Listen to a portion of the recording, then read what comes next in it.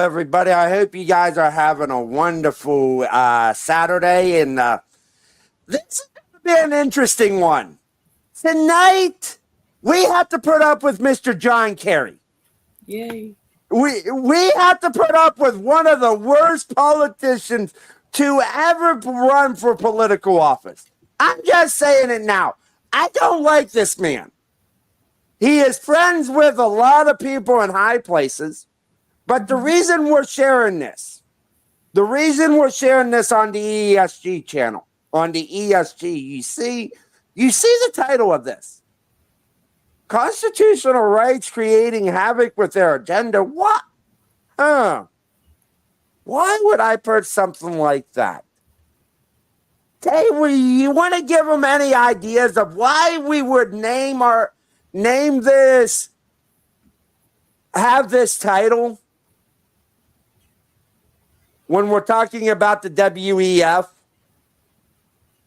Yeah. You know, our founding fathers created some pretty good documents that protected us, and it's taken all this time for them to start, pulling some of our rights away. There's a couple of them that are just the thorn in their rear end.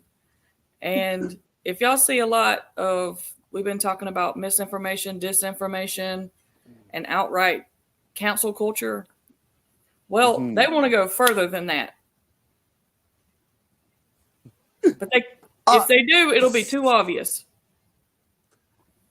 And they've slowly tried to do this, but because of, if you're on one of these if you're on Rumble, you know what we're talking about. Mr. Kerry puts his foot in his mouth with an answer to a question that got my ears percolating a little bit. I'm being truthful. all I'm gonna say is the man comes out and tells us why they're so upset. And because they don't have what they used to have anymore. Because of cable news, because of the internet and everything else, they can't just spit out one narrative anymore. And people are slowly going against it. Mm-hmm. And you guys can figure which little amendment to the Constitution we're going to be talking about tonight. But it is causing havoc with their agenda, because people ain't getting it from reliable sources or authoritative sources, as YouTube would say it. Sounds pretty fascist to me.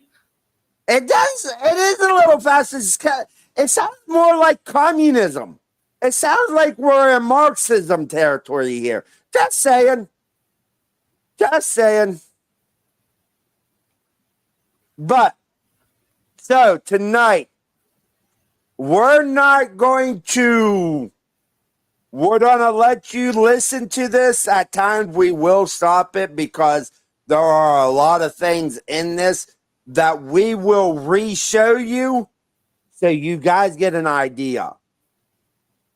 So let's bring up this video. Let's get into this. Let's find out what Mr. John Kerry, climate czar, said to the WEF that got me so interested in this little talk. So let's go. The countdown.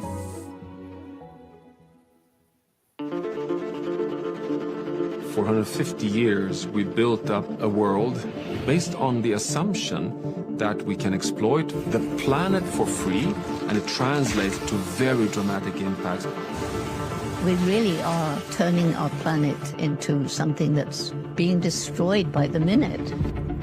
The climate crisis is a threat multiplier, which means it exacerbates existing inequities in our society.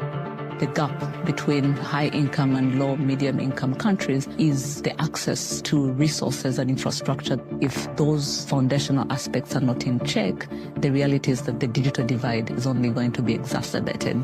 This transition will require a fast adoption of a lot of new technologies. And the question today is how to find the appropriate way to finance these technologies. To think of the energy transition as a cost is to misunderstand the problem. When government, private entrepreneurship, technological innovation and consumer choice come together, it goes like no economy goes in the world. Green skills are highly in demand right now. We need to figure out a way to reskill hundreds of millions of people. You have a greater need of cooperation, but also a greater fragmentation happening at the same time. Challenges like climate change, like refugees, like global poverty require working together. The solutions are there. What we need is governments to regulate, to invest, and we need business to act with values.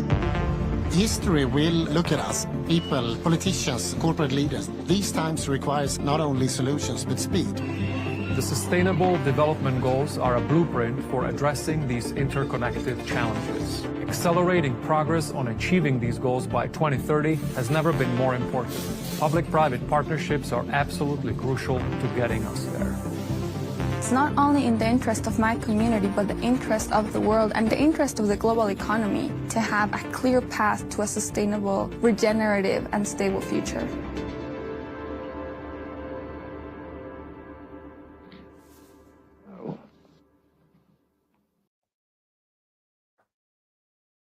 I got a question. What is a government and private? Isn't that fascism that they're talking about, where public and private team up together? We don't want fascism.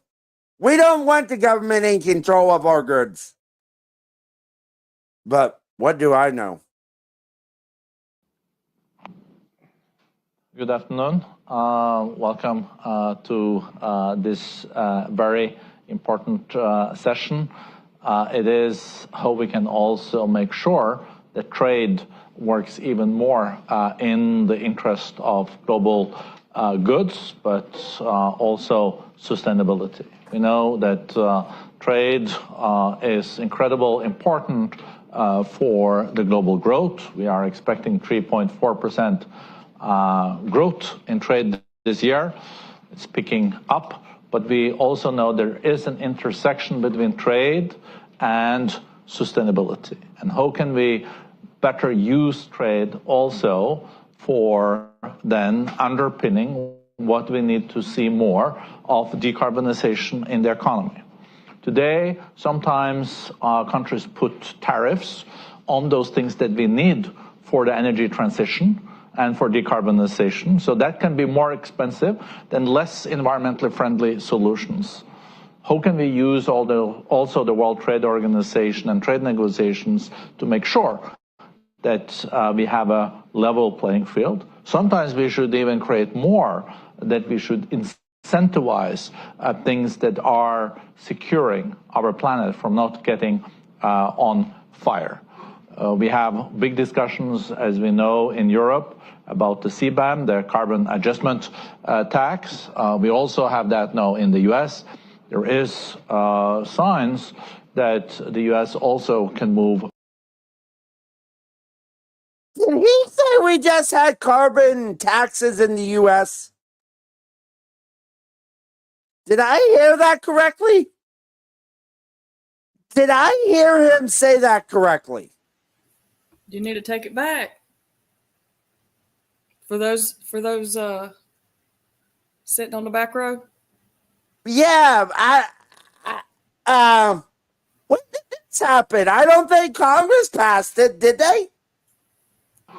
We have big discussions, as we know, in Europe about the CBAM, the carbon adjustment tax. We also have that now in the US. There is signs. Is he talking about the actual ban or the talks? That's where That's where it's going to get us. That's an interesting...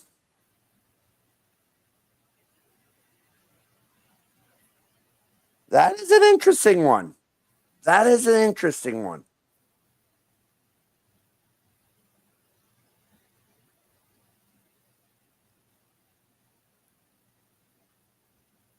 But let's see what else they say with this. I could not believe I heard that. That the U.S. also can move into this. As I said, we have a great panel. We have Secretary John Kerry here, Senator for almost 30 years, but also then Secretary of State and also then the climate envoy until a few months ago. We have Laurence Tobiana, Chief Executive Officer, European Climate Foundation, but has been a big supporter of nature and climate for the 4 last decades. Let's say at least we worked together on these topics for the last 3 decades. And we have Catherine Feingold, Deputy President, International Trade Union Confederation. And we know how important the trade unions also are in this. So maybe let me start with you, Secretary Kerry. Border carbon taxes. What does that really mean? Does it, is this something you think also after the elections will be introduced in the US like we have seen in Europe? The CBAM will be up and running and implemented in 26. And of course, if the US does the same, it's not uncontroversial, especially with the Global South, but I think it's a possible consensus because we know these things are one of the few areas where we can see a little bit of bipartisan in the US. Yes, I think, Borja, and thanks for inviting us to this session.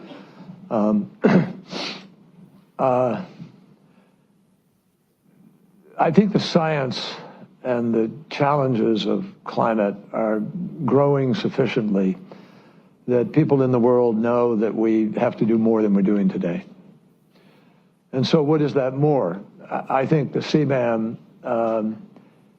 is actually, I mean, I've had reservations about it initially a few years ago when it first bounced around, but we're seeing countries that are abusing agreed upon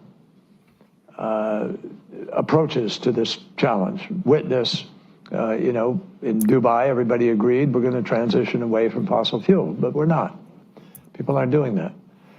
And so our workers, and a lot of workers where people are doing what they were supposed to do, are hugely disadvantaged as a result by goods that come in here, but people who just burn coal or do whatever they want, or aren't at least even showing that they're willing to adopt a sort of sensible path. So as a result, I think it is gaining some traction. I think that I just met with a bunch of senators here in New York, actually, in the last few days, and they're all really, in a bipartisan basis, thinking very seriously about implementing it. So bottom line, it would be better if we didn't have to do that, but we have an unfair trade mechanism structure globally, and the WTO is teetering, to say the least, and I think we're going to have some very serious trade conversations starting, obviously, after the American election. There's a lot. My question is if they have these talks, if this is a bipartisan issue, why is it there was more carbon in the atmosphere before humans were on this earth, according to scientists? Mm-hmm. According to scientists, because Mr. Kerry got stumped not too long ago because of Mr. Representative Massey when he said, why did you only go back so many years? He said, because that's when humans have been on this earth. So before humans were on this earth, there was more CO2 in the atmosphere than there is now. Huh. You'll never completely go away from CO2. Why do I say? And if you want to take carbon out of it, if you want carbon to decrease, why doesn't countries around the world bring back manufacturing jobs instead of sending them to China? Why don't they, if they're so worried about the environment, why don't they bring everything back to where they were? The reason I'm asking that would take a lot of carbon out of the atmosphere, people. Huh. But I'm some hick down in the hills of Alabama that doesn't know nothing. Going to tell you a little something. My favorite subjects in school, even when I was in college, were science and math. Oh, yeah. I might not have a degree in it, but I know what I'm talking about. But wouldn't that offset a lot of the carbon emissions that boats use when they have to cross oceans to get their goods to ports? Wouldn't that help with the emissions, the CO2 emissions? Just asking. Did he fly on a plane to get where he went? I don't know. But yeah, this is what makes me mad about all of this is Rep. Thomas Massey, and I don't actually have the clip, but Thomas Massey asking, why did you say that? Because that's how long humans been on this earth. But before humans were on this earth, there was more CO2 in the atmosphere. So how's that possible? How's that possible? That's my question. You got anything you want to ask or say? Or did I cover everything with my little rant? Let's continue with this panel. Sustainable Development Impact Meetings. Yeah. Talk about tariffs in your elections. It seems like there is 20%, 50%, 100%. But if there was a carbon border adjustment tax, could that levy be used for decarbonization purposes, or would that never work? Would there not be? Well, no, it's possible that you could work a structure like that. What we really need on a global basis is to price carbon. That's the single most impactful thing that we could choose to do as a group of nations around the planet. It's not about to happen, and that's a challenge. But the tariff thing, I think, is even more of a challenge in a lot of ways. First of all, I don't think that our former president, who wants to go back, I don't think he understands what tariffs are or how they work. Either that, or he's once again not telling the truth to people, because he said, "Oh, China will pay it. You're not going to pay it." But everybody who's honest about it, or everybody who actually knows what they're talking about, will tell you, your consumers pay for it. It's a tax that's being levied on your folks, gets passed on to you. So it's not the smartest way to go. And I will shut up after this. So is Joe Biden and Miss Harris doing the wrong things, putting tariffs on some Chinese goods right now? They never took them away. They never took them away when Mr. Trump left office. They're still on there. So, does Biden and Harris do they know what they're doing? Are they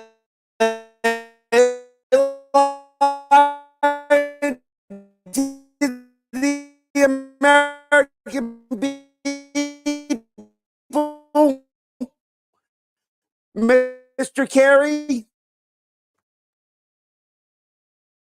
Question.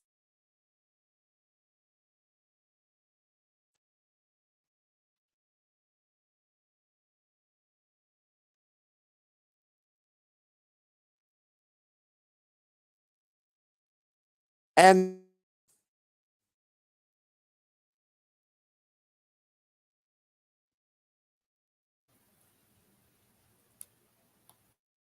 I should be back now. Let's continue. And obviously, if you look at what's happening, we need to excite green products being moved and traded and sold and so forth. And in some cases, given to people in Global South, et cetera, in order to rectify. I mean, we did agree not only to transition away from fossil fuel, we agreed to do it in a way that's fair, equitable, and orderly. So you've got to put that into the equation, which means paying attention to Global South. But I just think that the WTO is troubled right now, deeply troubled. Some would call it moribund, some would use other adjectives. But the bottom line is we've had the most vast dumping regarding any one product in solar panels and solar goods from one country, and it basically stole the entire industry from the United States and Germany. And all of this happened quite a few years ago and for a period of time, but it's left us with a complete imbalance in supply chains and in our ability to be able to address the climate challenge. So, Laurence, what we might see here is like a green trade conflict. Is that possible to avoid, or is your view that you have to crush some eggs to make omelette? I think initially when CBAM, for example, was presented, Europe faced a big backlash. That was understandable. It was more difficult for many countries to export to Europe.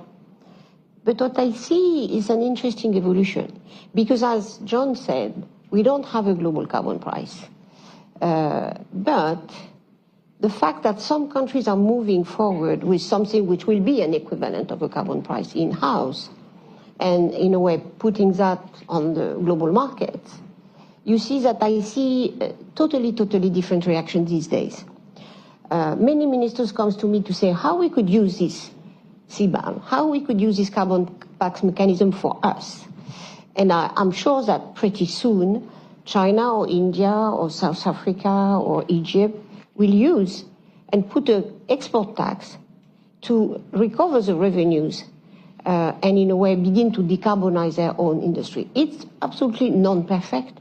It would be so good and so better to have an harmonization of the carbon price with, of course, maybe nuances. But it is what it is. And we can, I think, initially when I was discussing in the government about putting this carbon border adjustment mechanism, the initial idea was to give back a big amount of these resources. And it was good, meaning we were helping countries to adjust. Unfortunately, because of the different crises and the problem of the fiscal space and the inflation, it's very difficult to say to European government today, no, this money will go outside. But I think this is a logic. We should absolutely use at least part of these revenues to go back to the exporters, at least the developing countries one, so they can improve their value chain. The second element which I see now, a little bit more interest, and I would be really curious to listen to everybody, is that we recognize that we need to make the polluter principle much more applicable. I think John has taken very vigorously about the oil and gas sector this week. They are not paying tax. They are not paying for the pollutants they produce. So I think there is a number of issues where people pay their tax in countries. They sometimes pay much more than the one who pollute more.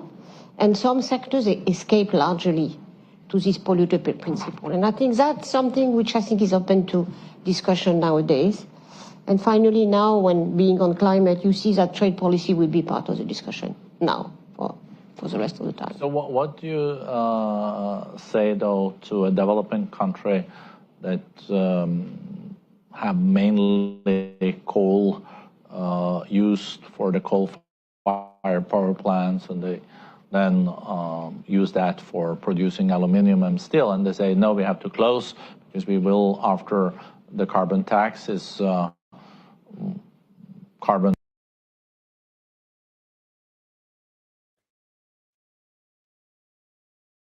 Why are they so interested in actually taxing these businesses? These businesses get their money from consumers. Consumers are going to pay these taxes. Why are they so worried of it? Just, yeah, because a business, Chevron, let's use Chevron for instance. Chevron doesn't have any money. The money they get comes from us. And Mr. Kerry even said that when you have a tariff, that the consumer pays for it. So, if you are taxing these businesses, wouldn't the consumer also pay for that?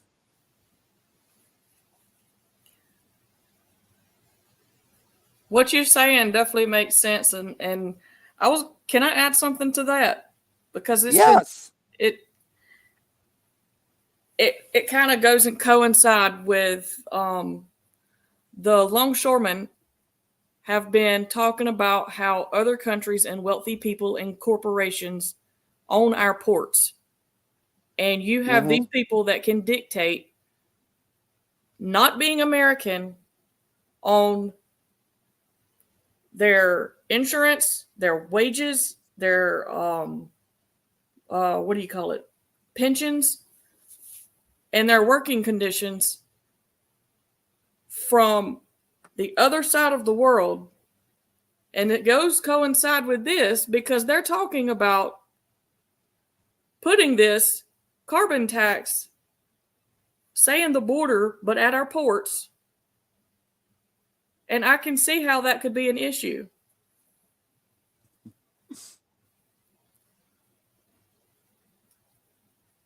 Makes you wonder. Makes you wonder. And there's a lot of reasons why they're striking, and I'm not gonna tell anybody what to believe on it, but in that certain little issue of foreign entities owning our ports, this is an example of it. Because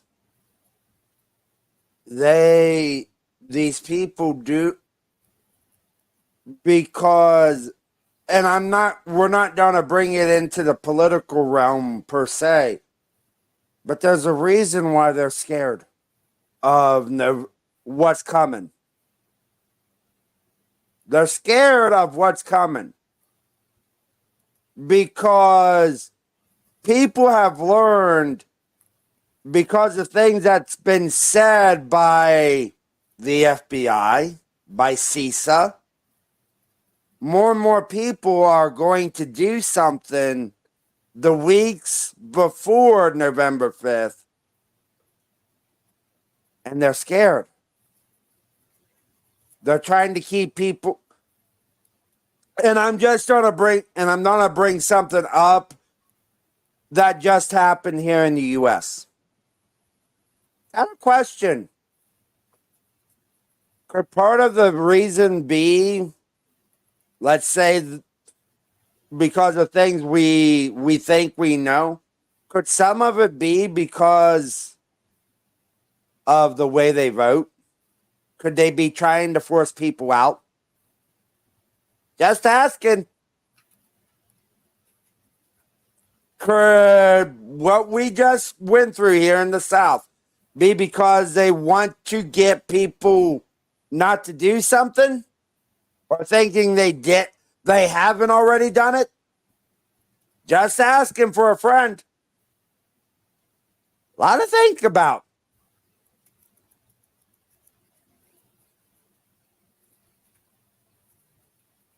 And I'm not even the conspiracy theorist on this in this group, in the two of us. Just saying. But do I need to wrap this in tinfoil? no, you don't have to wrap it in tinfoil. Everyone knows that one of us likes to back up everything with actual articles from the mainstream, even though they are crap. I like having backup, but just something to think about within this video. Could that hurricane been because of what they want to do?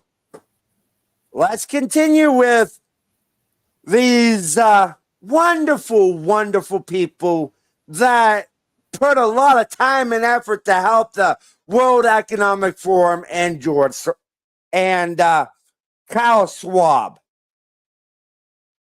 Border taxes introduced in EU, we have no chance because our products will then be much more expensive. You went through this development phase yourself, but now when you're rich, you can put this carbon adjustment tax on us. What do you say to them? Well, that's why I said that we have to pay attention to the fair and equitable component of our pledge. And it has to be done in a way that is fair and equitable. What does that mean? That means that a country like mine that has a $28.5 trillion economy, and a country like China, which has not wanted to own up to any responsibility on this, but which is an $18 trillion economy, second largest in the world, we have benefited through the years, and we need to help those countries to be able to make that transition. So you can cushion that. There are a number of different ways to cushion it. UAE, to its great credit, has put a $5 billion fund together, and the Altera Fund on the outside of that, which is a $25 billion fund, specifically targeting, and they're very serious about targeting the global South, the developed world. In addition, I've put forward an idea when I was the special envoy, of having of allowing a very circumscribed but nevertheless well-defined with significant environmental guardrails offset or credit, which would provide cash. And that cash can become the concessionary funding that allows new energy to be affordable for those developing countries. So you can de-risk, you can show a level of engagement. If we just did it and we don't pay attention to the challenge of developing countries, shame on us. But that's not what I'm proposing, and I think most people would say. We have an obligation here to try to make up for other folks, to help them leapfrog. You can't just say, go do it on your own. We've got to help those countries leapfrog. And I think we can. I think this could actually become a virtuous, major step forward in the relationship between countries, so we begin to feel better about the challenge of converting and of accelerating the energy transition is what it's all about. Just a short follow-up on this, and my question then go to you, Laurence, before I go to you, Catherine. In the Kyoto mechanism, we had this CDMs, this green mechanism, where you could invest from a developed country into a developing country in, for example, upgrading or with abating technologies and etc. Could you see this being part of this also CBAM and the border adjustment taxes on climate? Because that will increase, of course, the revenues to the government, but it could also be used for this green mechanism that could support developing countries that are specifically hardly hit, so they can get the technology transfer, and then they can be in a situation where they can pay less there will be less levy or taxes on their export. No, you're totally right, and I think it's absolutely possible. Again, we are at a very difficult economic moment, but that will not stay forever. Interest rates are going down, inflation is going down, and I think we will see more space for this solidarity discussion that we had in the last 5 years. Hopefully, Ukraine war will end. I'm crossing fingers, we don't know when. But then that changed the perspective, at least for the European side.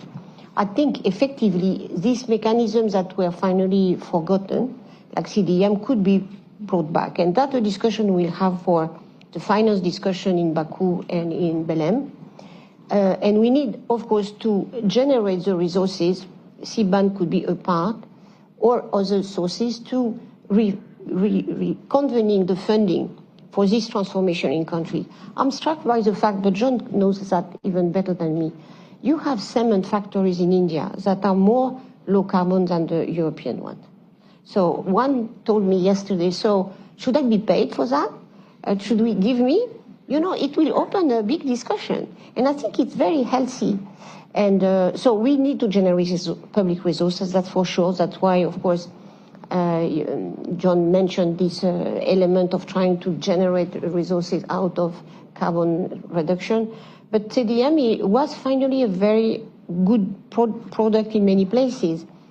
Now, of course, China will not be the main recipient because it doesn't need to, but many others, Egypt, for example, others. So I see a new way with all the instruments we have, but I think CBAM finally will signal a carbon price that could be useful in the end. So, Katrin Feingold, you're representing a lot of workers around the world.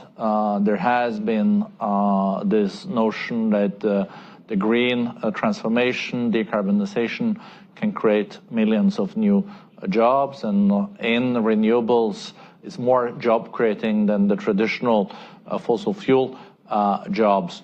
But at the same time, we're also hearing now that this discussion about level playing field and carbon border tax adjustments. Well, what's your reflections on this?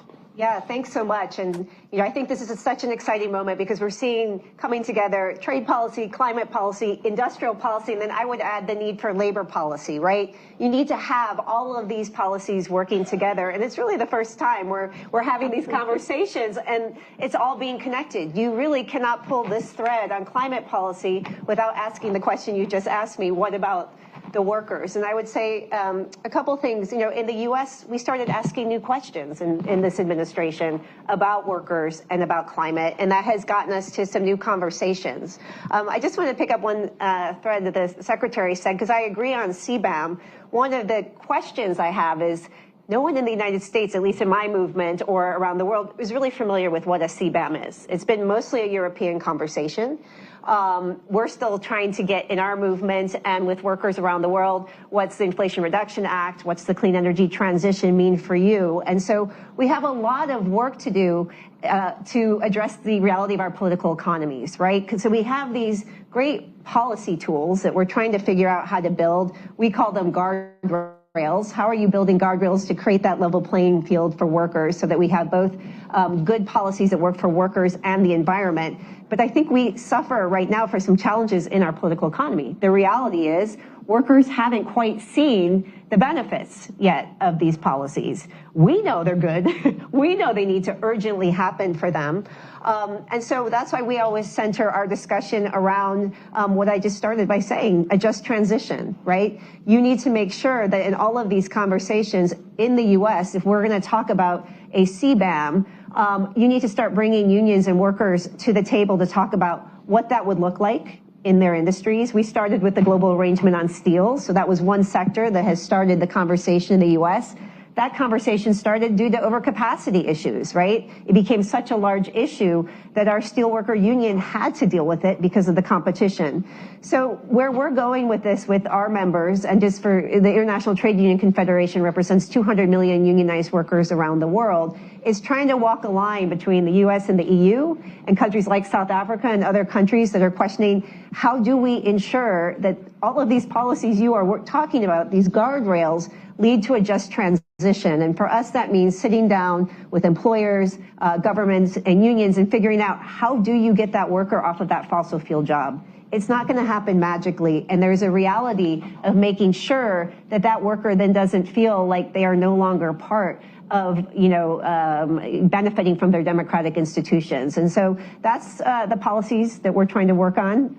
I think we need to be very mindful as we go forward with conversations of CBAM, that it's accompanied with real-time conversations of climate financing for countries like South Africa, other countries that are asking, how are we going to do this? How are we going to work up our supply chain? How do we have new models around mining that isn't just the old extractive that's, dirty and bad for workers? So, and I guess I understood that fracking is a big thing here too in the election campaign, isn't it? Or maybe not anymore because not anymore. I would say critical minerals is more.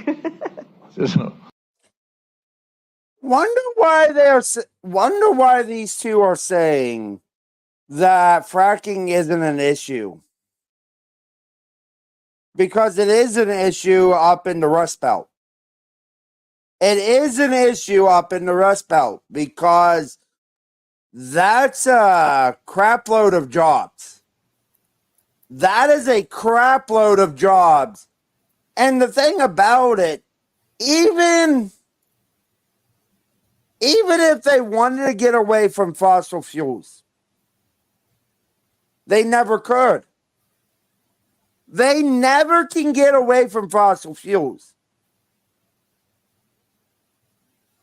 What do you think, Miss Tay? To be honest, I don't even think they care about jobs. I don't think they care about anything except for themselves. And everything that we can call out that's contradictory to what they say, they're not expecting us to be sitting here watching it. And that's the problem with these people. They think people won't actually sit down and listen to what they say. They don't want these people like the ILA. They want these people to be beholden to the government. That's what they want.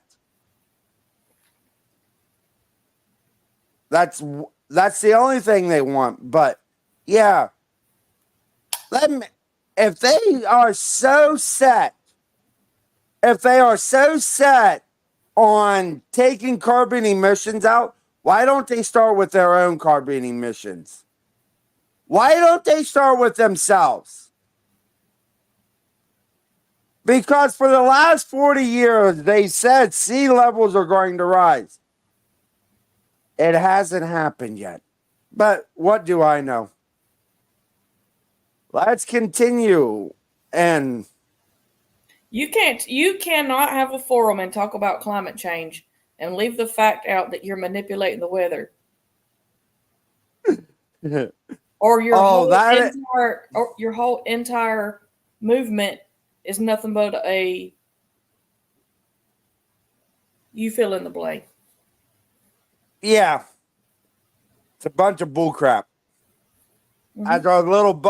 As our little buddy would say, a bullshit, a bullshit, a bullshit, a bullshit. Yes, that little kid is right. Let's go back and listen to these people talk a little bit more. Mission accomplished. So you've become a fracking fan now? Fracking freak. So you can reflect on that, Secretary Kerry. Laurence, you asked for the floor. Yeah, because I think Catherine mentioned that, of course, there is this decarbonization in Europe, elsewhere, not at the same rhythm. But at the same time, there is a profound solidarity, whatever we like it or not. We are in a global economy. The technology is global, more and more. If I remember the fact that when ETS, meaning the carbon price in Europe on power, was set up, it created an enormous market for China, as John mentioned. Now we have this big issue about the critical material. how we redefine in a moment where there is more industrial policy than before. It is not just go to the market and we'll see what happens. So it's more a managed economy in each region. How we can build a codependency that is a cooperative one. And it's a fantastic opportunity because industrialization in Chile, in South Africa, in Congo, the issue is not just to come back to the extractive economy. We have to get the value added there. And I think at the same time, we see the trade will be everywhere. Just transition will be everywhere, as you said. But at the moment, we have to redefine this relation. And WTO instruments, of course, are not for the moment up to that game. But I think for that reason, it opens a space. If we get everybody around the table, we can do something much better than the actual world order. Yeah, I just wanted to say, on some of the conversation around critical minerals and extractives, I think we've heard some big announcements here this week around the Mineral Security Partnership, which is a U.S. EU partnership among other countries as well. And I would say one concern from the labor movement still doesn't have great stakeholder input, so we could sort of improve upon that. But I also think it's a great opportunity for us to sit down with Chile, with Indonesia, with a lot, I know conversations around Angola this week, bring people around the table to say, what should this partnership look like in your country? What is that new model? How do you go from really bad extractive models? We keep talking about we want a value-based, a different model that makes us different, right? That builds out standards. Well, we can't do that magically. You have to do that asking people in those countries. And I think in a lot of those countries, they'd love some processing jobs. They don't want all of the processing to go to China. In mining, absolutely. So I think there's an opportunity here as we continue to talk the Mineral Security Partnership. What does that look like? How do you bring stakeholders in? It has right now a pretty weak ESG discussion. How do you strengthen that so that the countries that are involved in providing the critical minerals can actually see that this clean energy transition could be about them? Could be that it creates a good future with jobs with dignity, as well as greening their environment so that they have a healthy community to live in. John, you want to? And there it is. A low ESG score. There is one, and I didn't remember, I knew that it was in here, but think about that, a low ESG score. Why would it have a low ESG score? Because it's not the way they want it. That's why it's low. But they always tell us what they want.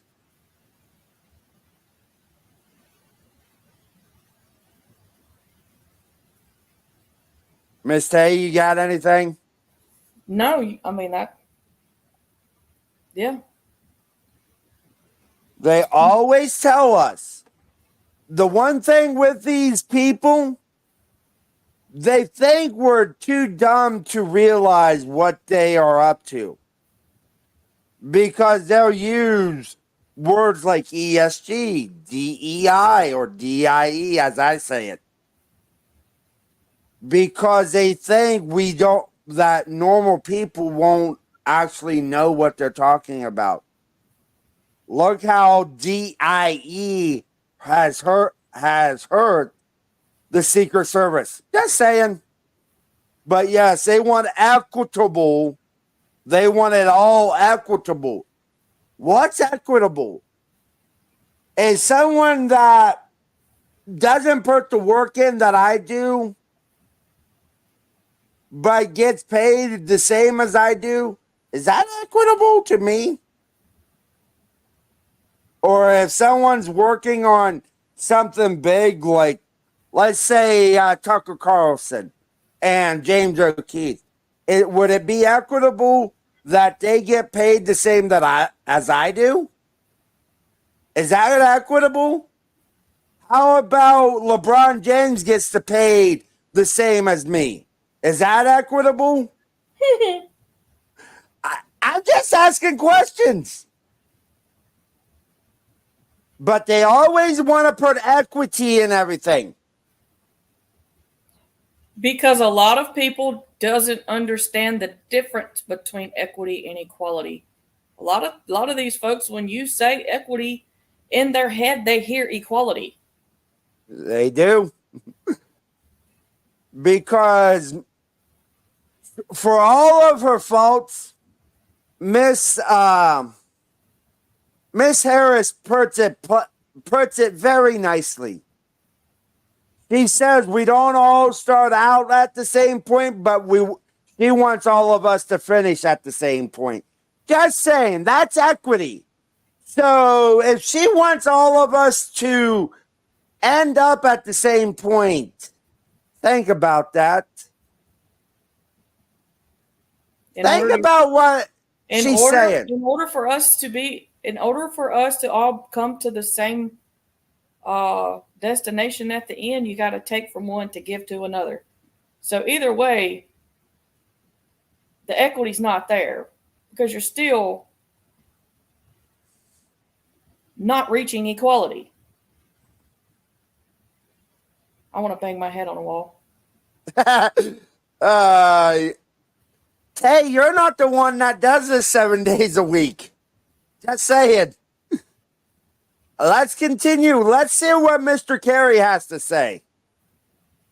Respond to that? Well, no, I agree, but I appreciate enormously the articulate voice for the working folks who have really gotten, pressured over these last years, to say the least.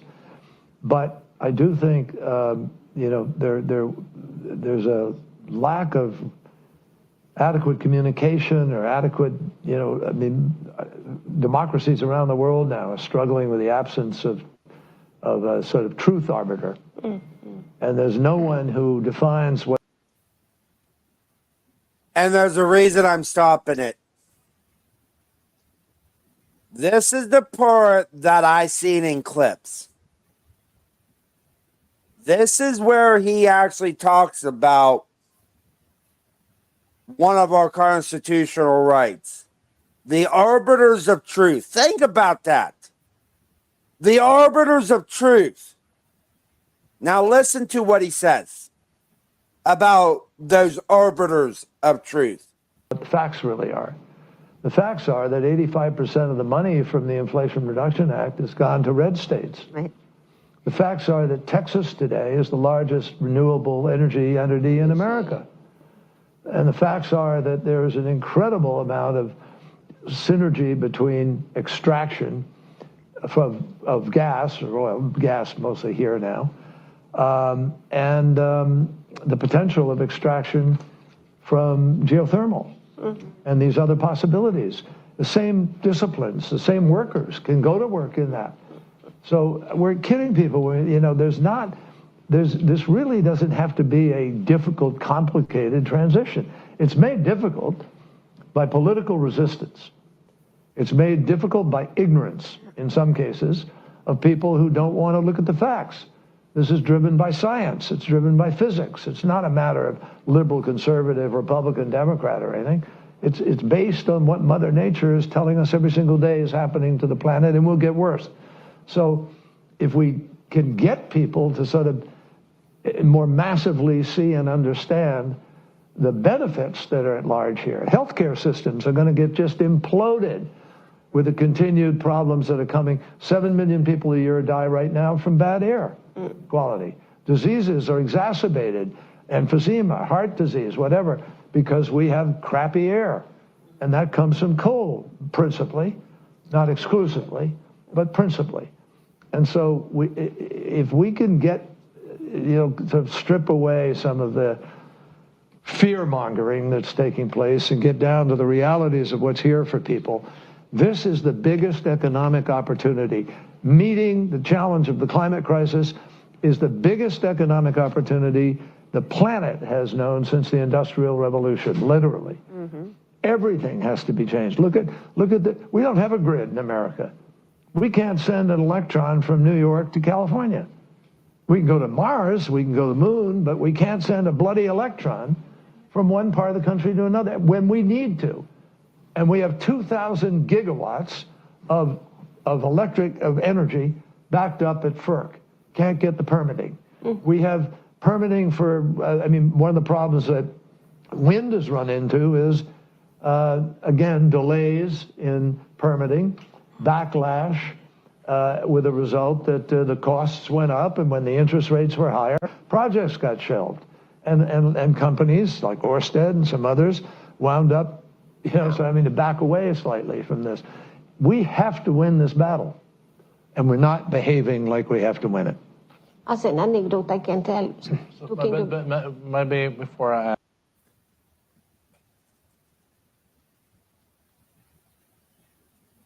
That was an interesting summary of all of it. It really was. The arbiters of truth. And he'll go into a little more of that here in a little bit. But think about what the man said. They have to win this battle.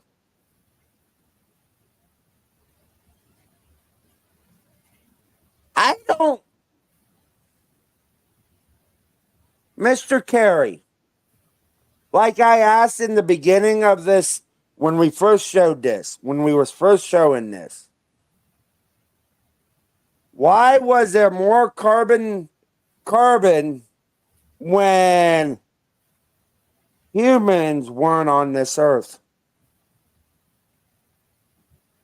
If carbon is so bad, if we have to go to zero and we have to go to green energy, why was there more carbon on this earth before humans were here? Or maybe there's something bigger to it. Maybe. And there's a reason why we're sharing these. There's a reason why we're going to share stuff like this coming out of the mouths of these people, because they do not want us to see this. You have people like Alex Jones, Glenn Beck, Dan Bongino, all of our go-tos. Mm-hmm. A lot of people say they can predict things to come, but by listening to these things when they come out or while they're having these conferences, they always tell you what they're planning on doing. Mm-hmm. Everything we've been through, some of the big crisis, was already predetermined years ago. Project 2030. Just saying. There's a reason why they're scared. But yeah. People, because of a clip, that's why you're seeing this. And this was, if you go look over on their channel, this was about a week, I think it was 8 or 9 days ago when we taped this. When we recorded this video, it was like 8 or 9 days. Makes it interesting, doesn't it? And we're about halfway through. So let's continue. I'm going to give you the floor. I'm just injecting again this also trade dimension in this, that we are eager to also go a little bit deeper on. So trade has... But Burger, can I just say, with respect to that, every country is now adopting its own industrial policy. Now, what changed in the trade sphere years ago when the same thing was happening? People said, well, this doesn't work. We can't do this. So we created the WTO. But the WTO failed because people went sort of outside of it. People backed off it. Politics got in the way, a whole bunch of things. It hasn't worked properly. So if we're going to, we have to get the biggest nations, the biggest traders, to not disrupt the rest of the planet for the rest of the people who need a fair job, a fair shot. And I think that's a matter of getting through this election, and then we'll have a sense of what the challenge is. Hopefully, we are able to then sit down, all of us, those biggest trading nations, and come to some reasonableness standard about how we're going to trade. I think this is exactly the dilemma we have, because when World Trade Organization was formed, it was to make sure that trade was going to flow as easily as possible, with the lowest possible cost. Also, comparative advantages, also the comparative advantages, and it did, of course, deliver also substantial growth. But we are now in a situation where we will, and I think this is the aim of this, discuss also could we, in this intersection between trade and climate change sustainability, also inject those parameters into trade. Unfortunately, WTO is not easy to get consensus around there because there is no consensus at all. But we do have the mega regional trade agreements.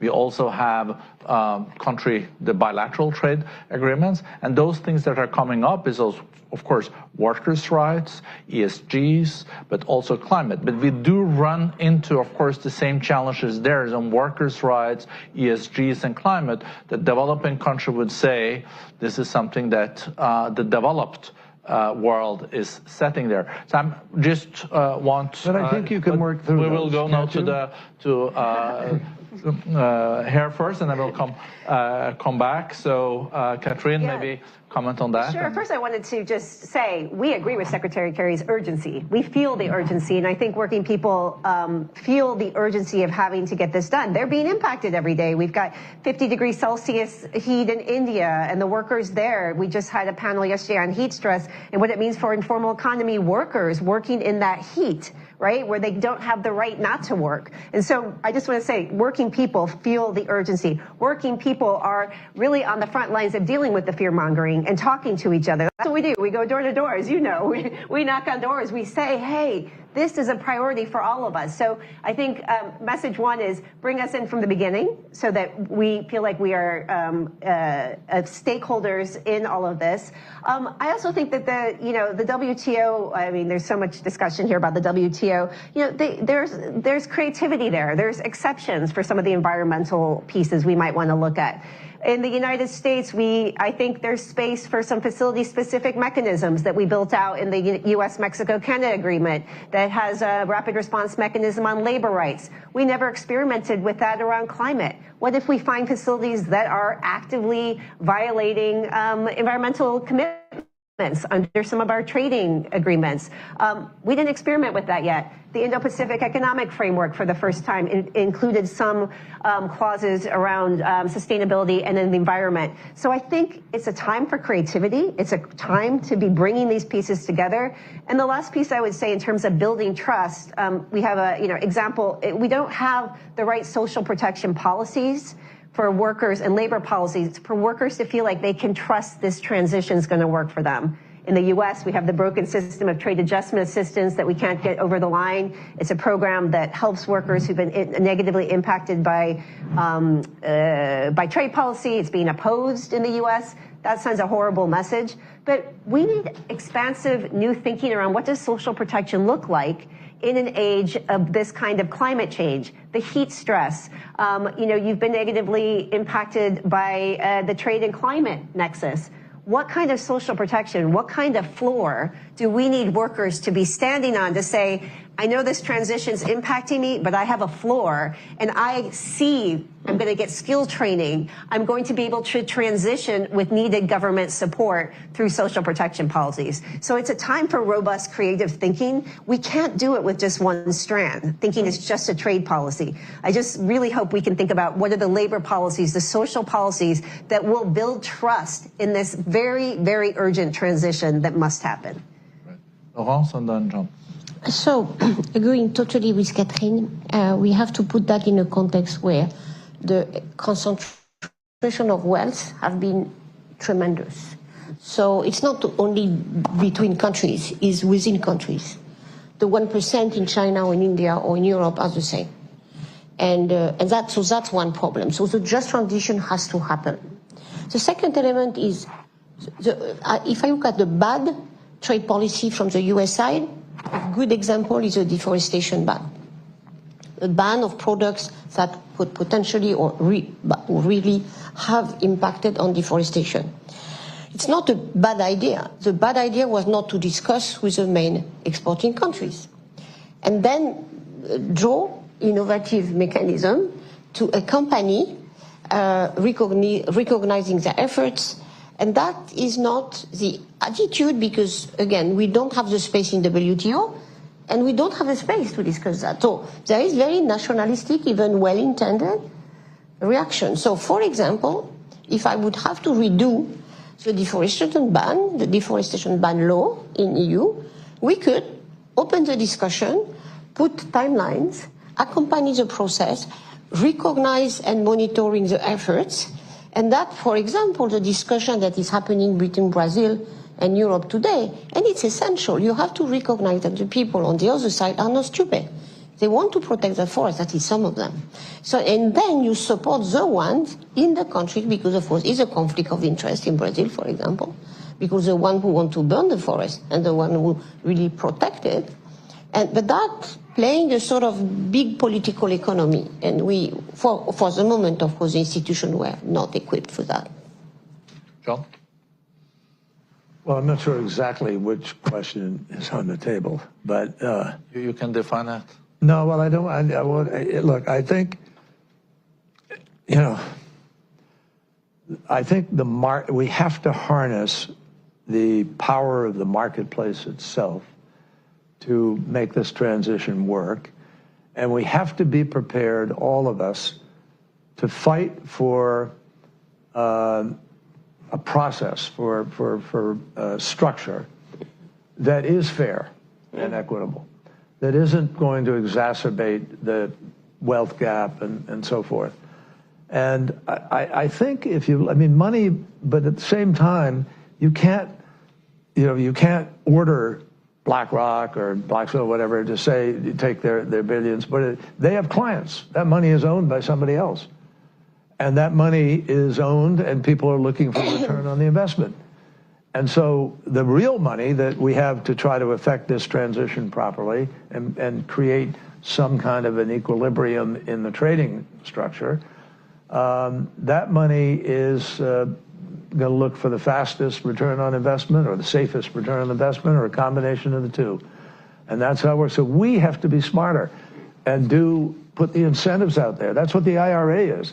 President Biden and a whole bunch of folks voted for the Inflation Reduction Act, which has done an enormous amount to kick into higher gear new battery factories, all kinds of alternative companies.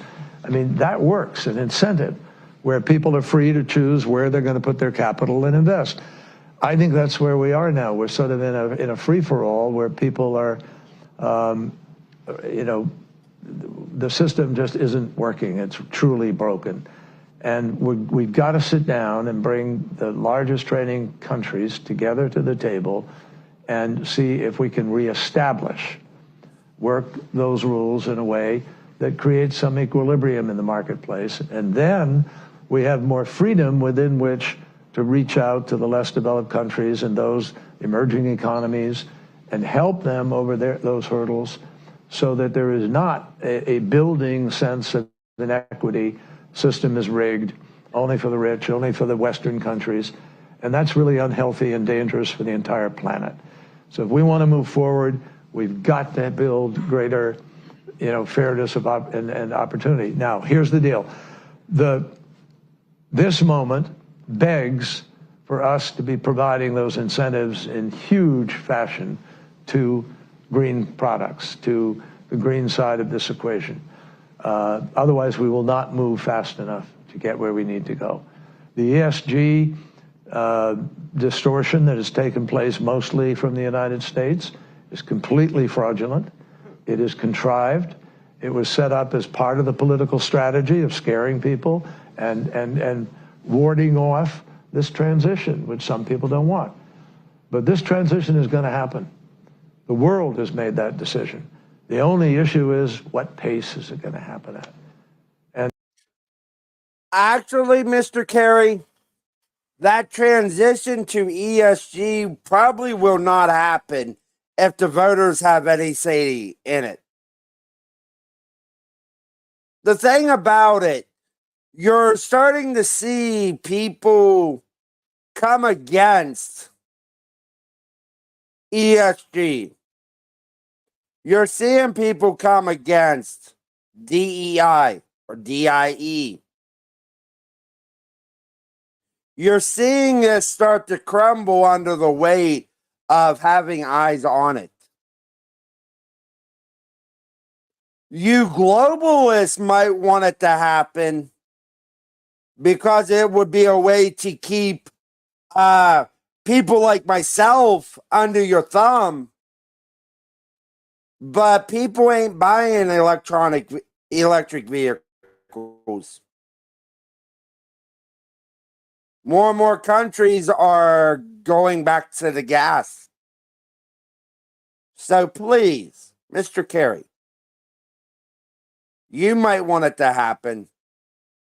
But, and a lot of your friends that are rich might want it to happen. But, needless to say, we see the plans. We're going to talk about the plans. And it's not fear-mongering. If we actually show facts about all this stuff and use your own words against you, yeah. You don't like that people can hear what you say and repute what you say. Like Mr. Thomas Massey did when you were on Capitol Hill talking about your science degree, your political science degree. Yeah, like those days. Miss Tay, you got anything you want to say, young lady? No, you did good. But yeah, it's not fear-mongering, and it's not trying to give people false information. It's actually letting people hear what people like you say. There is a difference. All right, let's continue with Mr. Kerry and his little ramble. And so I think we have no choice. I don't think we have a lot of options. I keep coming back. We have to get through November 5th because nothing's going to happen here between now and then. And that's going to determine whether you're going into a whole hog, tariff battle, or whether you're going to have a more sensible and reasonable approach to actually encouraging green commerce. And we have a group of people who hate green commerce, who don't want to touch it, who are arguing for the same old, same old. That's really the choice that we face in 6 weeks.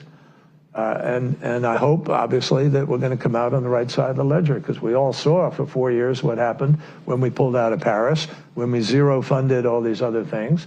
We lost credibility. The world sort of stalled in this transition. We can't afford to go through that again. Thank you. We have... Tay, did you catch what the man said? Did you catch what the man said? About stalling? Not about stalling, about something else. Listen no, to that it. sign scratch in the back of his ear like that means he's not very confident in himself. So he's talking about November 5th, right there. Mm-hmm. Listen to what he says about November 5th. Hope, obviously, that we're going to come out on the right side of the ledger, because we all saw for 4 years what happened when we pulled out of Paris, when we zero funded all these other things. We lost credibility. The world sort of stalled in this transition. We can't afford to go through that again. Did you catch it that time? I don't know specifically what you're... We can't go through that again. I did hear him say they wanted to do the same o, as if the same o. I mean, Trump's record speaks for itself. And that's the thing they're scared of. That is the thing they are so darn scared of. They are like, what? And he just said it. They cannot go through that again. He's already telling us, if someone gets in that White House,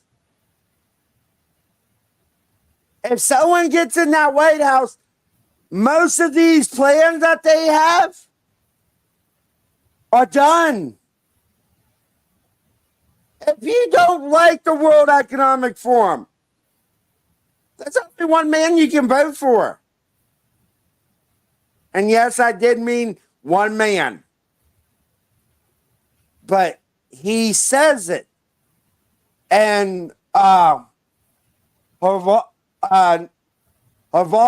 Noah Harari said it, that they cannot survive if Trump gets into office again. It would be the end of these people. Good. Then they can go hide for another 100 years. Yeah, that would be nice. Let's continue. Thank you. We have time for a few short questions, but if I understand the panel right, the primary solution would be a global carbon tax where you internalize the externalities. If you have a carbon tax, you will then... Price on carbon. Yeah. We don't like taxes here. No, no. Okay. Prices on carbon. I wonder what carbon they want to get rid of. Just asking. If you put a turd in a pretty little packaging, it's still a turd on the inside. Uh-huh. If you put lipstick on a pig, it's still a pig. Yes, Colin, just using analogies that I know too. Well, sorry, we're from Europe, you know. So the preferred would be a carbon. Let the market work on it. Yeah, a carbon price where you then would incentivize investments in green technology, decarbonization, of course, because many companies would then prefer that than paying the price, so internalizing the externalities. It doesn't seem like it's happening just now. Then the border adjustment tax is then a way where if you produce a lot of CO2, emit a lot of CO2 in your production, you will have a levy and tax on your product when it arrives to that country. And then it creates a better level playing field between those that, for example, run everything on renewables, producing aluminum and steel, and those that then use possibly cheaper energy, but are then costing the planet a lot because it's heating. So if that doesn't work, what is then left there, I think industry policy is mentioned, where you then use kind of subsidies. I know that is not the word that Kerry will like either, but you incentivize by governmental money investments in accelerating decarbonization. These are three tools that you have on the table. Are there others? Are there other tools that we haven't mentioned so far that also will come up in Baku? Of course, we also, I would like to mention, though, the First Movers Coalition that John and I have been so eager on. Why is the First Movers Coalition unique? Because that's nothing that you can dispute, really, because these are the large 101 companies saying that we will use our purchasing power to green the supply chain. So if you're Apple, you say 25% of the aluminum we buy needs to be green. That, of course, sends a strong signal. This is not the strongest signal in the market, and everyone wants to sell to the Amazon, Apples of the world, and you can, of course, not like that the company is making that decision, but it is up to the companies owned by their own shareholders. And that is, of course, a fourth way of doing it, that the businesses themselves are sending such a strong signal. And then even if you are producing everything by coal, you will have to take this into your total assessment of the market. Are there other tools than what I just now mentioned? Yes, you could shift subsidies. Yeah. We have vast array of subsidies that are actually subsidizing the problem, not the cure. It's about 1 point some trillion dollars. It's extraordinary to me. We still do that. If those subsidies were to shift, and subsidies aren't, they're all over the world. I mean, Europe has a lot of subsidies. The U.S. has some subsidies. China has subsidies. Look at their solar industry and so forth. And that's because of the distortion. Europe doesn't have subsidies for coal, though. No, oh gosh, no. Oh. But no, not now. But no, I agree. There's a distinction. I'm not blessing the subsidy. I'm just saying, but you have to work out that differential. But this transition could go a hell of a lot faster. Let me also emphasize, I am not saying that the private sector can do this literally all by itself. The permitting requires government. The subsidies, that's going to require parliaments and legislatures and so forth. There is a certain amount of policy that has to come into place through nations, putting that vision into a way to make it happen, to deploy it without prejudice of, some of the things that are happening today. Any short questions from lady at the back there? Great. Hi, Gail Whiteman, University of Exeter, and the not-for-profit Climate Base Camp. I agree strongly that the need to incentivize markets is the way to move farther and faster, but could perhaps Secretary Kerry and the panelists could expand on the role of tackling climate misinformation on the solutions in the marketplace, because that seems to me that it's rife out there, both from business, investment, and consumer.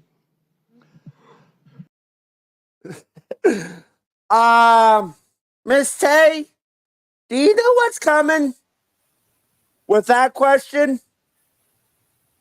Oh, yeah, definitely. Is that why could that question be leading up to the title of this? Well, let's see. We'll see. It's so tough. Everybody's wrestling with that right now. And I think the dislike of and anguish over social media is just growing and growing and growing. And it's part of our problem, particularly in democracies, in terms of building consensus around any issue. It's really hard to govern today. You can't, the referees we used to have to determine what's a fact and what isn't a fact are kind of, been eviscerated to a certain degree. And people self-select where they go for their news or for their information. And then you just get into a vicious cycle. So it's really, really hard, much harder to build consensus today than at any time in the 45, 50 years I've been involved in this. And there's a lot of discussion now about how you curb those entities in order to guarantee that you're going to have, some accountability on facts, et cetera. But look, if people go to only one source and the source they go to is sick and, has an agenda and they're putting out disinformation, our First Amendment stands as a major block to the ability to be able to just, hammer it out of existence. So what we need is to win the ground, win the right to govern by hopefully having, winning enough votes that you're free to be able to implement change. Now, obviously, there are some people in our country who are prepared to implement change in other ways. And so that's you're really questioning dangerous. really if democracy. My question is, what kind of change does he want to make? I'm not going to let you guys wrestle with that one, but my question for everyone watching this, what change does this man want to make? Because he's already said that First Amendment is in the way. I wonder what change he would like to make. Maybe it's a change that Mr. Walls made a comment on, that Mr. Walls on a liberal station said that the First Amendment doesn't protect you against misinformation, Yes, it does. What change does he want to make? And you have to remember, this man is a Democrat. He's been a Democrat for a very long time. Just saying. Interesting. What do you think, Miss Tay? Well, if they had their way, they would just totally demolish the whole Bill of Rights. But it's going to start with just the misinformation and disinformation. That's the technology that we have right now is what's hindering them. Mm-hmm. Tied to, yes. Tied to our First Amendment of the free speech, because they're already attacking all grounds in the First Amendment. But the fact that the people that they don't want has these social medias and these podcasts, and we are discrediting their whole mouthpiece, their media and talking heads. When you got someone who has a podcast on Rumble getting more views than MSNBC, when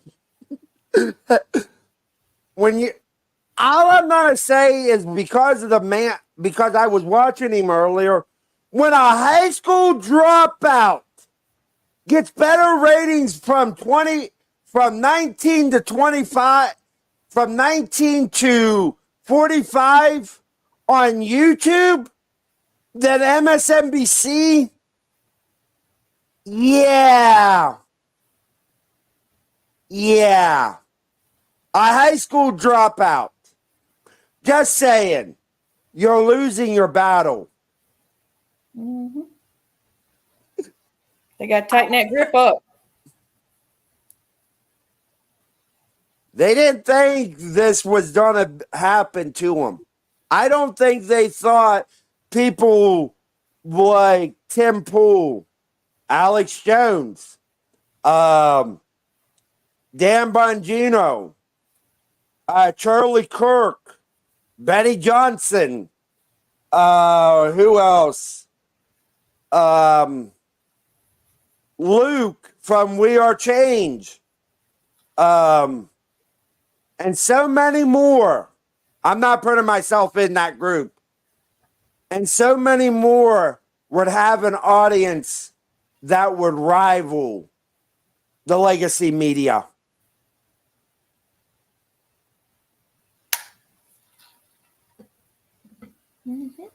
Because I actually trust a Tim Pool article from Scanner News than most liberal. I actually trust, for crying out loud, I would trust TYT more than I would trust MSNBC. That's scary. And if you don't know who TYT is, they're called the Young Turks. But let's continue with Mr. Kerry and these group of globalists. We can survive unregulated social media. I think democracies are very challenged right now and have not proven they can move fast enough or big enough to deal with the challenges that we are facing. And to me, that is part of what this race, this election is all about. Will we break the fever in the United States? Will we bring ourselves back to a regular order, as John McCain used to say, where we're able to get things done, like a budget, pass a budget, for God's sakes. When I travel around the world, I'm pounded by people who say, what's the matter with America? Or where the hell are you guys going? And you all know, I'm not raising something new. It doesn't look good. It's not working well. And we have to be able to, and I've heard this from leaders in other countries. I won't mention their names, but some of them semi-adversarial. they don't think our system works very well. And you look at it and you say, Your well, economy is going pretty well, though, John. Yeah, but you know what? Our system doesn't work. Yes, our system does work. Because our founding fathers wanted to make it hard for legislation to be passed. There's a reason why we got a Constitution and a Bill of Rights, and why there are 3 separate branches of that government. And the thing about it, Mr. Kerry, you're showing your elitism with that statement that you need a bigger government. Bigger government. You want more bureaucrats to shove down my darn throat. And hello to my FBI agent watching me. That's why we got to take back the agencies. The agencies making these political statements with their regulations has completely flipped the United States of America upside down. We have that big government he wants. He just wants it bigger. No, he doesn't want it bigger. He wants it to go faster. He wants it to be, without actually ever saying it, what he wants is a one-party rule. He wants to go back to the old establishment before Donald J. Trump. That's what he wants. He wants where Republicans will tell Democrats, we want the same thing behind closed doors. We want the same thing, but we just need to slow it down a little bit. That's what he wants. Well, you got all these old people trying to drive our ship for the future.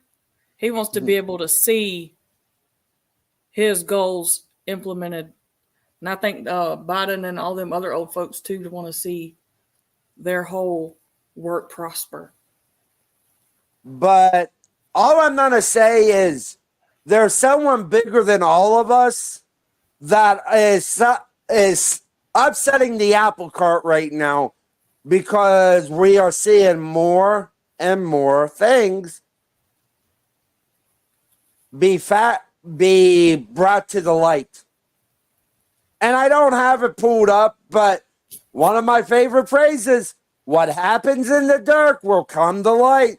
And because of these idiots putting this on YouTube, it's coming to light because of me and other people. I know there's other people actually doing these too. So, but yeah.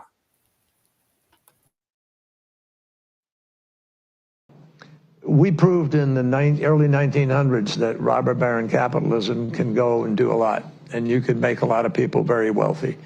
But if you're middle class and if you're people aspiring to get into the middle class are not able to go upwards, this has to be a race to the top, not a race to the bottom. And there's just too much bottom that's evident to too many people right now. And look at it, who got the $1 trillion tax cut? The top 1%. Exactly. That just tells you the whole story. And we're struggling to get the funding we need in order to be able to build the green products and make life better for people. So I'm sorry, I'll shut up. No, we are in the middle of the U.S. election campaign here, I feel. And we know that Secretary Kerry is a very skilled campaigner. Catherine, and then we have one question in the back there. But Sure. I just wanted to say, from the labor movement, I mean, I always say that we are a lot of people's first experience with democracy, right? Democracy in the workplace. They feel like they actually have power. I don't have a magical answer. I agree with the secretary. Social media is an enormous. I want to stop that. I did not catch this the first few times that I heard this. Hey, tell me what. I'm not going to go back. I want you to hear this. People. Put in chat what she says. Put in chat what she says, because listen to what she says. In the back there, but. Sure. I just wanted to say, from the labor movement, I mean, I always say that we are a lot of people's first experience with democracy, right? Democracy in the workplace. They feel like they actually have power. Hey, what did the woman say? Make them feel like they actually have power. And she said the quiet part out loud. That's because we are only a democracy on voting day. Every other day, we are supposed to be a constitutional republic. That is our only democracy process, is when we go and choose our leaders and our amendments to our state's constitutions. But she lets it out of the bag. I don't think, and I have not seen this clip. I have not seen that clip. But she says they feel like they have power. And is she telling us the truth? For the most part, yes. But let's continue with what she says, because, yeah. I don't have a magical answer. I agree with the Secretary. Social media is an enormous problem. The way we address it is from the bottom up. And so we are holding clean energy roundtables in states throughout the United States. We are talking about the positive. You mentioned Orsted. They have a project labor agreement with our construction workers, really highlighting how this works. Democracy can be, so there's the top down part of it. And I just wanted to bring in the part. There's also the bottom up. I will be, after these meetings, heading out to another state to be working there for the next month, literally going door to door to door, talking to teachers, to grocery workers. It's the hard work of democracy. There is not an easy answer to it.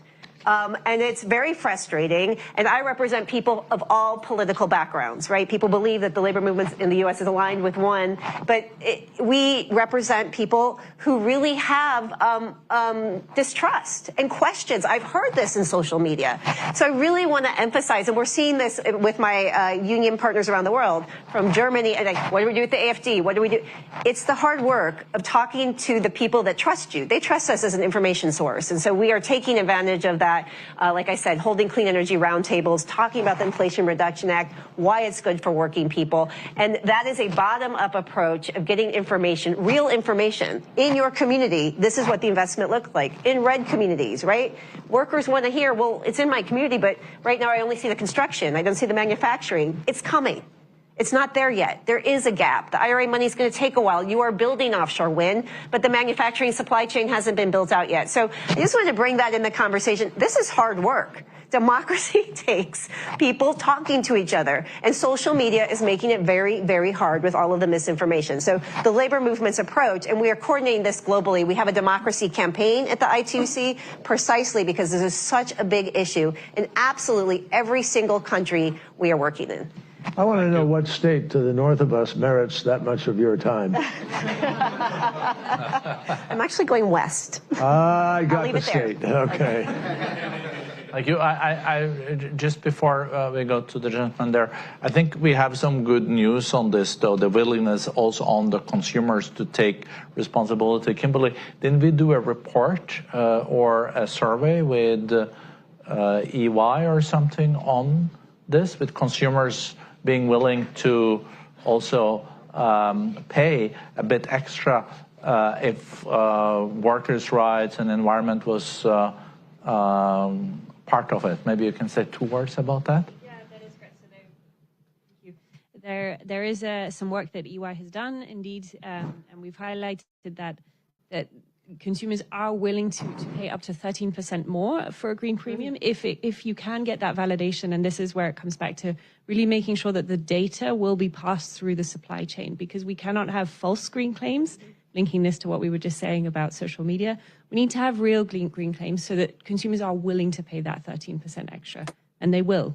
Yeah, I think this makes me, we also have to be a bit optimistic in the sense that if companies are using their purchasing power to green and set standards, and consumers are also willing to do their job, that can come in addition to what the governments do. Short question there, that will be the last one, and then we'll wrap up the panel. Hi, my name is Vikram Iyer. I head a policy for a carbon removal credit seller. And I just want to thank you and Secretary Kerry, the forum, and Secretary Kerry for the first Movers Coalition. We've sold into that in partnership with other buyers, and it's been hugely catalytic. One of the things that I wanted to tie was Secretary Kerry's reflection on our pacing on CBAMs, as well as the threat about worker protections. We have built a carbon removal facility, a direct air capture facility in California, fully built by union labor.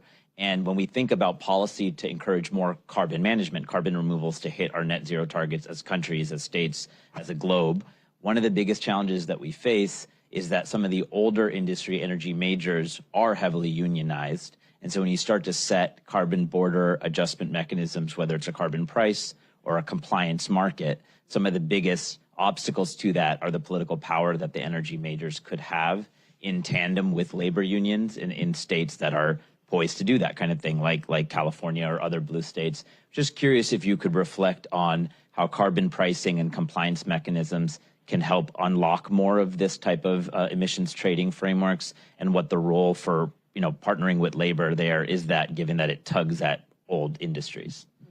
Is a question to... I'm sure Catherine has a lot to say, but just an experience we have lived through in Europe. We have a carbon price on power because we have a market. And I saw in a very coal-based country like Poland, so the electricity was 65% produced by coal. And the bigger company of electricity in Poland had decided to go totally 100% renewable by 2035. It is, they have coal mine, they have coal power plant.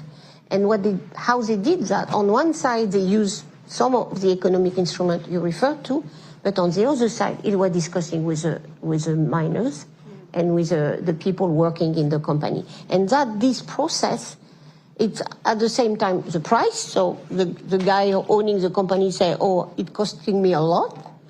The children of this guy saying, fathers, what are you doing for climate?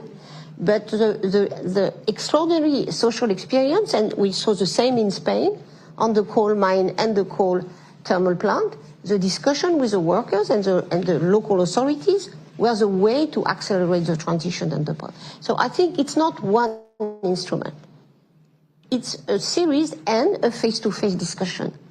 And he has this guy, the head of this company, said it's a social experiment. For the moment, yes, because it's not totally everybody doing that, it's a social experiment. But I do think that combining the two, the force of the market and the real discussion face-to-face in this transition, we can get there, even in a country that was just living through coal for 2 centuries almost. We have now 1 minute left, so I give you, John, 1 minute, and then Catherine 1 minute. Well, I think you asked about how the carbon pricing could have an impact in a positive way. Is that correct? So let me could take you very quickly back. How many of you remember acid rain? How many of you talk about it today? Nobody. And the reason you don't talk about it today is because we created a market. We gave value, and sulfur has been reduced because it's been traded, and there's a responsible way that people have then changed the way they approach the production of that sulfur. Also, scrubbers and all the changes in the industry. So that's the theory behind if you have a price on carbon. If you have a price on carbon, people are, you all of a sudden change people's choices for what they build, how they build, where they deploy what. And that's how you begin to change it. Now, Europe has a much greater disposition, I don't say this derogatorily, but for regulation. We have less of an inclination for regulation, more of a disposition for some kind of market incentive and let the market decide what they're going to do. But that's what the pricing would effect do. Now, I have no illusions. This ain't going to happen really soon. I don't see it being implemented in the very near term because it will be weaponized like so much of what is happening in our politics. It will be called a tax, and people will run away from it. So there's a core group that is now trying to come together around it, and we'll see what happens. But the other things, I mean, over time, there are going to be a lot of things that get built into the economy of the future, that are going to accelerate this transition. And I think that, that will come out of the IRA and these other things now, of course, the next years. Look, solar plus now, not just solar, solar plus, which means major shift in storage, the amount of storage. Europe is getting, Germany's at about 50% renewable. They're aiming to get to 80% renewable. This is going to happen. And it's just really, as I said earlier, a question of how fast. Thank you. Catherine? I'll probably, end where I started, and it goes to your question, really. Most people don't know what carbon pricing is. And so what happens when you haven't been part of shaping or being engaged in the conversation, you dig in.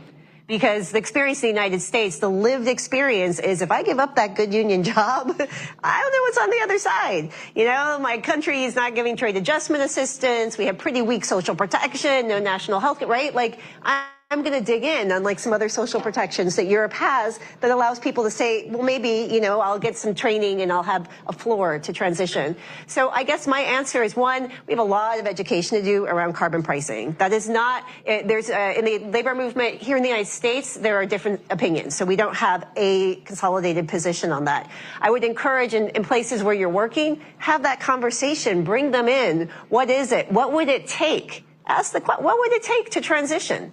What is needed for you to feel secure enough, right, for your industry to change? I mean, these are really powerful questions that I will tell you rarely get asked. And I go back to the example on offshore wind. A lot of those sectors were initially sectors that were seen by the environmental community as resisting change, right? The construction sector was like, we want to build pipelines.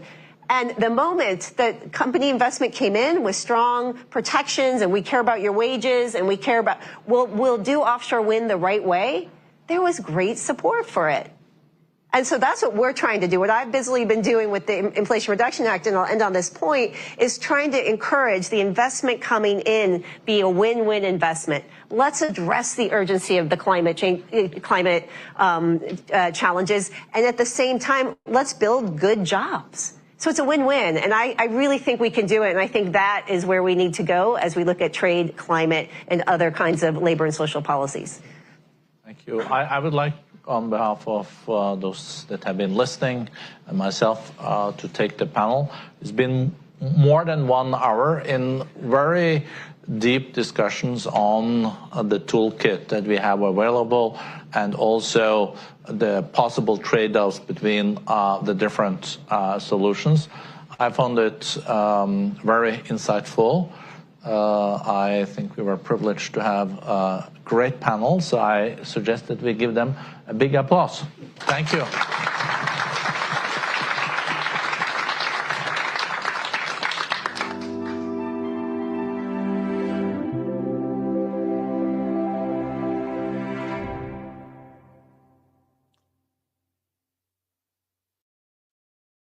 All right, everybody. All right, Miss Tay. Now, I did a little fact checking. That 50%. Can you tell me something? What kind of, with Germany, what do you think is the most commonly used electric to get electric? Which one do you think actually is the most? Something people here in the United States, especially politicians, will not talk about. I'm going to show you something. And I'm going to show you this. They said renewable energy. There you go. EU surpasses 50% renewable energy share for first time in first half of 2024. All right. Let's go down to Germany. Let's go.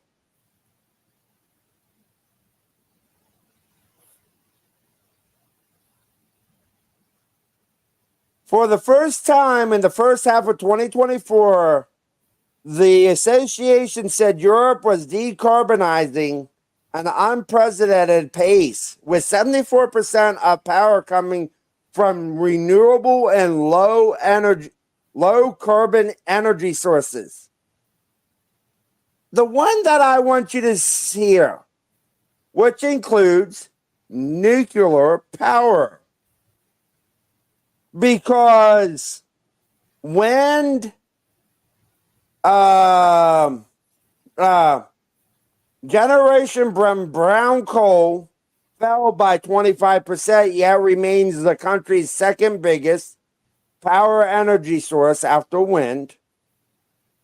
And 21%, wind accounted for 34% of Germany's public net electricity generation, with 15% from solar. So, wind. I wonder if wind freezes up when they get a cold spell in Germany. I wonder what happens when there's snow on the ground with solar.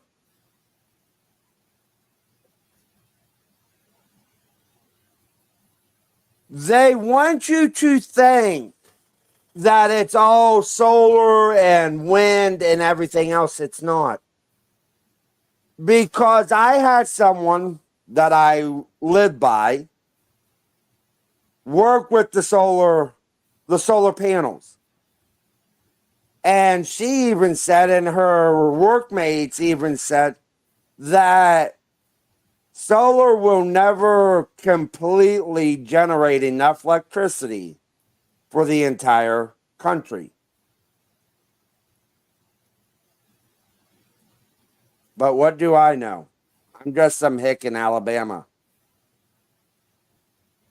So, what part caught you off guard with all of it, Miss Tay? I mean, it's kind of like the audacity.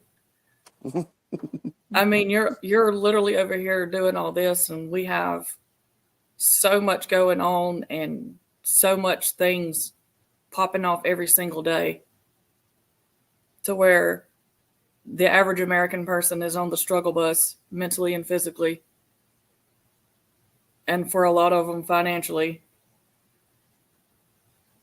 And with everything that you're trying to sell us is going to take everything we've ever known from us. Mm-hmm. I mean, I don't really have anything else other than I hope some people got some information from it, but hearing elitist try and dictate what our future should look like and just think that we're going to go along with it.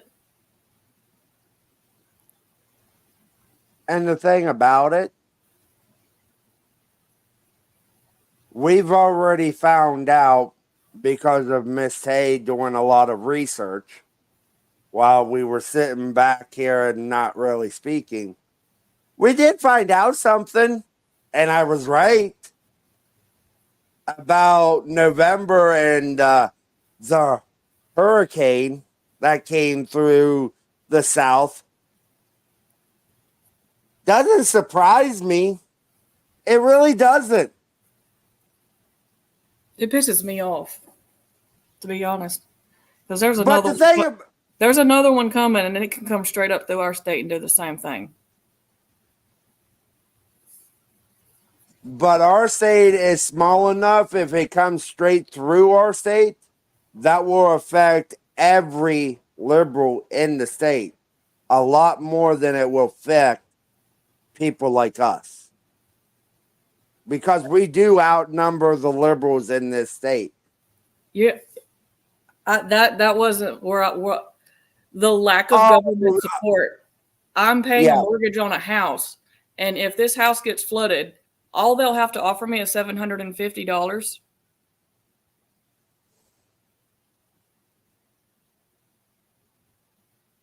And I've seen videos of white people calling for this and getting denied because they're taking people of color first. Yep. So, yeah, this whole climate. But, Tay, but you do want to have one stone of affinity that they will try to help you with. You got one. You might be white, but you know where I'm going with that. What's one other thing they love to tout that they want to help? What group? So I know it's, but yeah. But the thing about it, these people are mad that they're not getting their way. I hope you guys did get something out of this. The reason we're showing it is because you need to know what they're thinking and what they want to do. Do you want me to ask my little sidekick over here and let her say it? Or not this video? Not this video. Okay. Yeah. Believe me, I already have that saved. All I'm gonna say, people, is if you have a little sidekick that starts with A, ask her about what happened. Ask her about what happened. Ask your sidekick of many forms. It could be Google. It could be Siri. Ask your little friend, was cloud seeding used in North Carolina during Hurricane Helene, and see what answer you get. And you might have to ask it twice. You might have to, because the first time they tried to deflect with something else. But I got my answer on the second one. But yeah, that's saying. But people, me and Tay, we might not like these videos, but we want to show them to you because you need to see what Mr. John Kerry, Miss Harris, Mr. Biden, Mr. McConnell, Mr. Graham, and so many more, what they actually say. All I'm going to say is Mr. Graham made a statement in 2016 to a group of people that didn't come true until 2022. Just saying.